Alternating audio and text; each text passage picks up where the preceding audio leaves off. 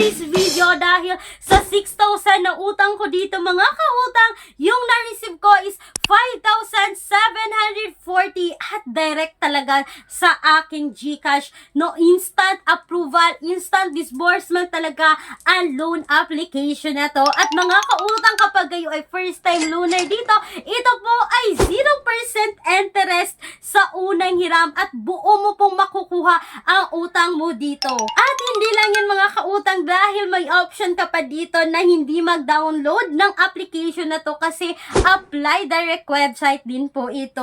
So mga kautang, hindi natin masyadong papahabain pa, no? Pero kung naghanap talaga kayo ng pangmalakihan agad, like minimum of 20,000, maximum of 2 million pesos agad, bank personal loan, legit na bangko po mga kautang, no?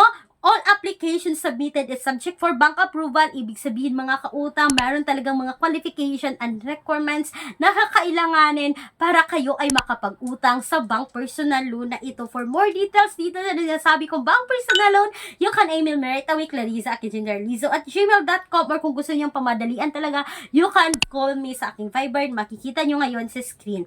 So, eto na nga mga kautang, no? Sa previous video ko ay pinag-usapan natin doon si Digido na first loan ko is 3,000, second loan ko dito is 4,000, and ngayon mga kautang, third loan ko naging 6,000 pesos mga kautang, na 5,740 agad yung pumasok sa GCash account ko. At eto na nga, no, pag-uusapan natin yung interest rate dahil mga kautang, sa 6,000 na utang ko dito, babayaran ko po ng 7,680 pesos. So, 1,680 po yung interest in just 14 days. So mga kautang, may kalakihan talaga yung interest dito kay Digido. Itong 1,680 mga kautang, ito po ay 28% ng loan amount or principal amount natin. So ibig sabihin, hindi nagbago yung interest rate dito mga kautang.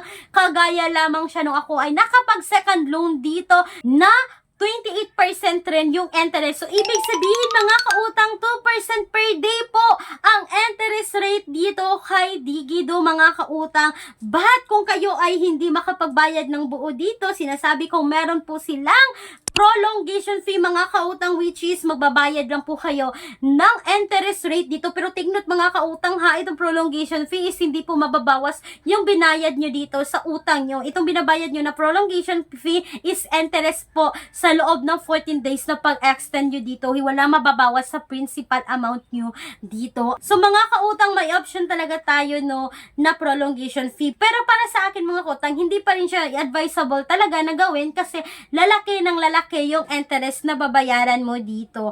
At mga kautang, no, speaking po dito kay Digido, for now mga kautang, si Digido is hindi po auto-decline kasi tatawagan ka pa for loan evaluation ng mga agent nila mga kautang.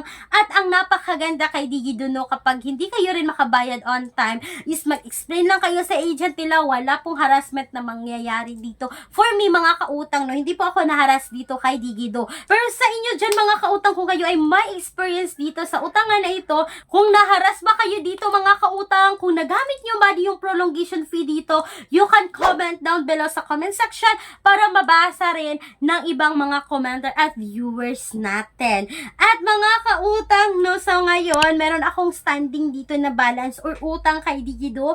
At mga kautang, magte 10 days na lang magju-due na ako. At ang napakaganda rin mga kautang, no, kahit hindi nyo paabutin ng due date nyo kapag kayo ay magbayad dito, is pwede kayong magbayad mga kautang at mababawasan pa yung interest rate dito. At lilinawin ko lang mga kautang, hindi ko po promote si Digido, no. Nasa sa inyong mga kamay pa rin ang desisyon sa pag-utang dito.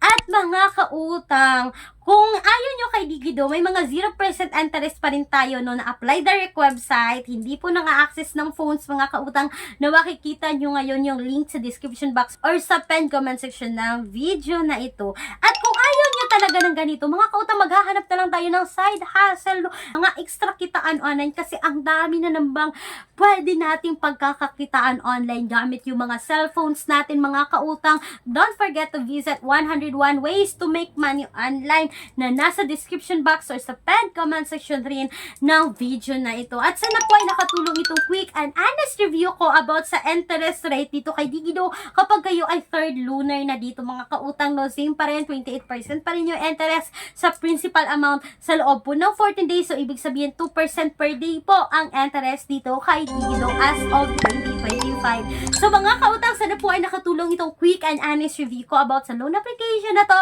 Once again, this is Clarice, ang inyong number 1 pala utang dahil utang is life. Bye, bye, bye mga kautang!